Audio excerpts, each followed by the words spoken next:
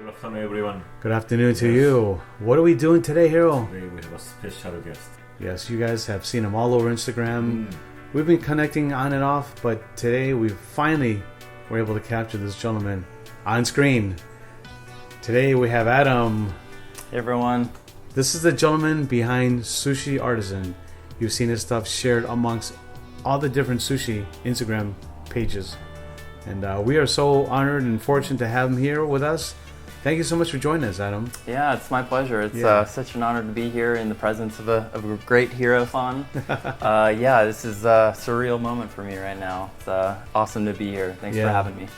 So there's a lot of people wanting to know how you create your beautiful pieces of art. Because let me tell you, it's not just sushi, it's actually art.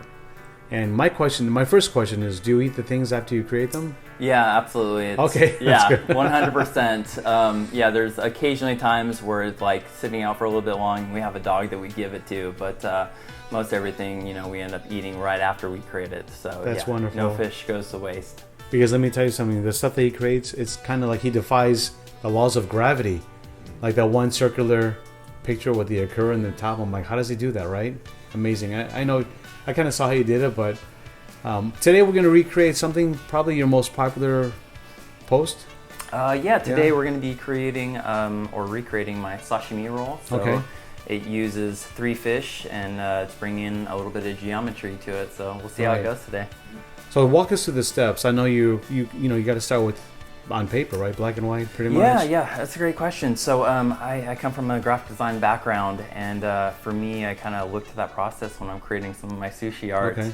I always start with inspiration, and that can come from anywhere, whether it's, chefs like Hiro, or whether it's other artists, architects, or musicians. And for me, it's really getting that inspiration. And then, my process is basically sketching it out. And so I go through various sketches to really identify the right composition I want, and from there end up producing it. Okay. I know you brought some sketches with you today. Yeah. Can we get a peek at that real quick? Yeah, I can show you some of my old sketches. Okay. These are just a few of the sketches that I've done. Over the last year, you might see some that look familiar. Other ones that I haven't yet created, so it might be a little bit of a sneak preview into it. Yeah, I know you're going to share a little sneak preview with us. Yeah. We're not going to share this, obviously, until it goes public on your page. But take a look at this. Really incredible. Well, again, designing it starts as the architecture of something you're going to put together, design. Architecture of your piece of art, and then later on you would choose I guess colors is really important. Yeah, 100%. I think thinking of things like, color theory of contrast, composition, scale. And so all that is kind of going through my mind before I end up creating things. And sometimes gravity doesn't always work to my benefit. So mid, sushi making, I might have to tweak it a little bit. But it's the fun part of the process. Right. Now, I know we're going to get a quick sneak preview of this particular... Look at this. Can you guys tell what this is? Can we show and come a sneak preview of the photo? Yeah, I'll show you a sneak preview. Of course, you guys will see this live on his page. We're just going to... I want to show everyone here now, but we're all going to release this at the same time. Yeah, so this is one I recently that is absolutely did, and it's amazing. In collaboration with a friend who's going to be illustrating it. So you know what? How do you even hold that up with chopsticks? The chop doesn't fall. Yeah, so I had to kind of jimmy rig a little bit of like a vise? Yeah, exactly. Kind of like a back support system that actually, it was a pin that stuck through the asparagus to help hold it up. So that coupled with the chopsticks, it was able to stand up like that. You got to do channel like behind the scenes of your Instagram page. That would be so cool. Another question I have for you, Adam, is do you consider yourself a sushi chef, an artist, both, kind of a hybrid? Tell us about your kind of journey of how you got interested in doing this, especially with sushi products. That's a really good question. So I maybe first got introduced to sushi when I was a kid. So my grandma used to make California rolls in Yanagi. And I remember when I was 8 years old, I asked her to teach me how to make sushi. So she taught me her secret California roll recipe. And from there, fast forward to high school, one of my first real jobs was I got a job at a sushi restaurant in the Chico area. And my sister was a waitress over there, so she got me in the door basically washing dishes for 2 months. And one day out of the blue, two of the head chefs just quit. You know, they were in an argument with the owner, and to this day I still don't know the reason why they quit. But I remember the owner turned to me and was like, well, looks like you're gonna make sushi now. And so at the age of, I think it was 16, I started making sushi and did that through high school and then even through college. Wow. And it wasn't until, let's see, I ended up graduating Chico State and went down to Silicon Valley where I got a job at a design agency. And I realized though that I missed making art with my hands. That, you know, I do that on a computer and I, you know, get to do commercial art for a living, but totally miss like that tactile feel. And so, yeah, I basically in 2000, gosh, what would it be, 17, started my Sushiartisan account. Okay. And was, you know, looking for inspiration and came across Hiro's channel, Diaries of a Master Sushi Chef. And yeah, for me, you know, my account is really trying to marry both sushi making with the artistic form of it. So that's what I try and do with all my creations, basically. What I always like to do is kind of think through the process. So making sure that I'm being strategic with, you know, what I'm cutting first, what I'm cutting second. So we're actually going to start with cutting the avocado and then move on to the fish and the roll and then later the plating. Right. So we'll go from there.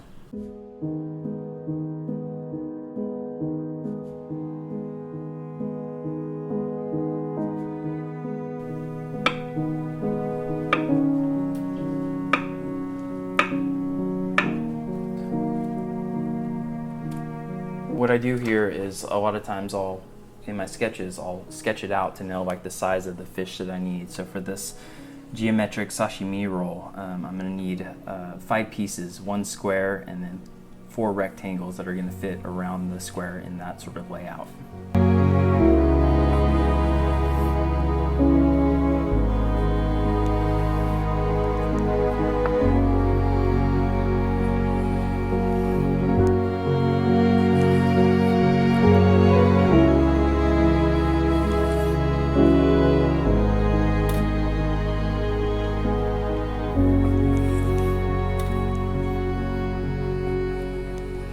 People don't realize how hard this is because the fish is not solid, it's soft. And every time you cut it, just moves with motion of the blade. Yeah, it's working with very soft material. Yeah. So that's part of the difficulty of trying to do these geometric rolls is, Absolutely. you know, keeping the shape while still keeping the fish intact. Mm-hmm. Yeah.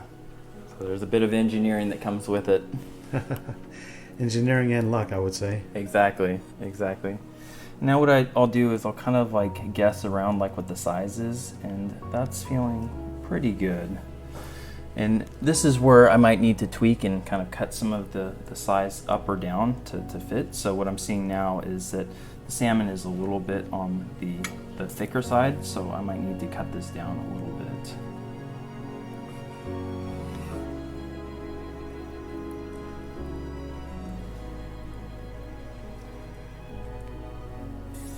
And now from here, what I'll typically do is do kind of a rough outline of it. Okay. And so this is where I'll kind of look at my sketch and try and basically shape it up. So one thing to note too is that what I've noticed is that salmon seems to be the softest and hamachi is a little bit firmer. And so I'm trying to be strategic there. So oftentimes I'll put the salmon on the bottom or have it lay flat, because if it goes vertical, this is where, you know, the structure can kind of degrade a little bit just because of the softness of the salmon. So really trying to be strategic with the fish and how I position it. Okay. Yeah. And so with this, I'm gonna kind of see what it looks like if I were to, you know, do a quick mock-up of it. And so this is where I might place the salmon and then start kind of building the different pieces of it.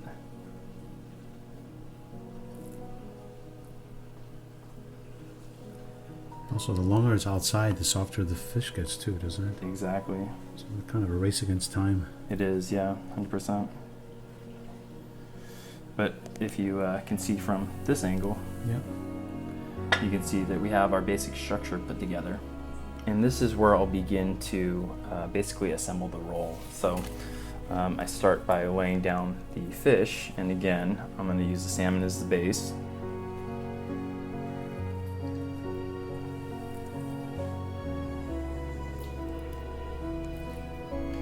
And then I'm going to put our tuna square.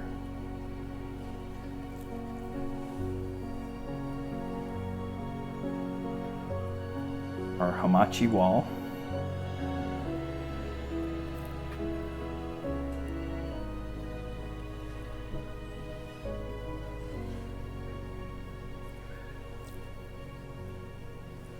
And our salmon top. And then from here, this is where you begin to roll. And you want it tight, but you don't want it too tight, otherwise it's going to totally mess up your design.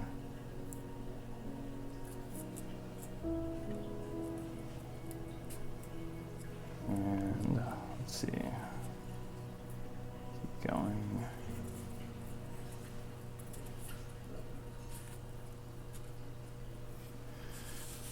There you can see what it looks like from the outside. So you always want to make sure you have a damp knife. Oftentimes I'll stick it in a little bit of a bowl of water, but I think this should be good for now, just on the using the towel. But what I'll do is I'll typically cut off the edges because I want the center to look really nice. And so this is where I'll get into cutting some of the sides off. And for this one, we're just going to cut it into 3 slices because we were using a little bit more narrow fish.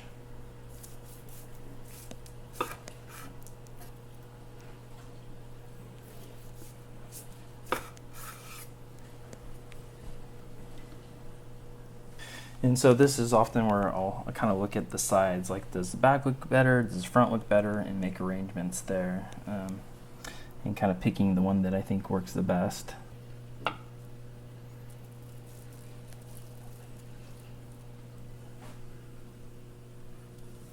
And this is where you can form the avocado around it a little bit. Square is more like a. This one, the cutting part is very sharp here. Yeah. I think this coming from. This one? Yeah. Okay. I think so. Yeah.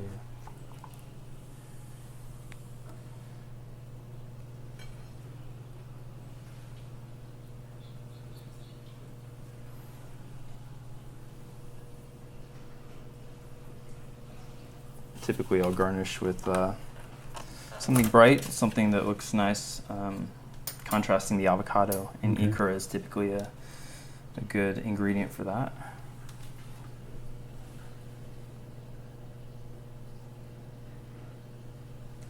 And then I learned this from Hiro years ago, but the use of the gold leaf. So anything gold leaf that you see in my work is directly inspired by Hiro himself.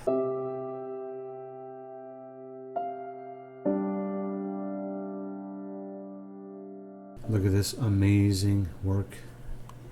Is it sushi? Is it art? Hiro-san, we need 3 of these right away. 3 orders on the double. When I mentioned that to him earlier, he just closed his eyes and I just can imagine people ordering this at the restaurant. And can only be done by one person. Mr. Adam from Sushiartisan. Thank you so much for sharing this with us. Yeah, it's been my pleasure. I know you mentioned that normally this roll is smaller, right? Yeah, we made it a little bit bigger today, and typically if it's smaller, it holds together a little bit better structurally. So Right. yeah, we're gonna have to eat this one quick. Anyway, amazing work. You guys want to follow him? Check out his information down below. Sushiartisan. There's only one original, often imitated and never duplicated. You see people taking his pictures all the time and posting it up on their feed. There's only one man, Sushiartisan. Check him out. Thank you so much. What a treat, Hiro. Thank you so much. I can't wait to see what you do next. Yeah, me too. Looking forward to it. Thank you. Every delicious creation, there has to be a tasting. Hiro-san, Are you sure you want to eat this? No, I don't want to eat. I want to keep it this way. You wanted to keep it like that. You want to keep it in the freezer. Yeah, keep it freeze dried or something like that, right? I think that's the only way to do it, Hiro. This is so beautiful. And let me tell you, if it was mine, I would just order just to look at it. Oh, and just gosh. Instagram the crap out of it. Instagram the heck out of this picture. That's what I would do. I'm just honored and a little bit nervous to be serving Hiro-san sushi. Okay, Hiro. You Should guys. be one shot. You think? Yeah, let's do it. One shot it. All right. Enjoy. You guys got to give a little cheers. Little Sure. Cheers. enjoy.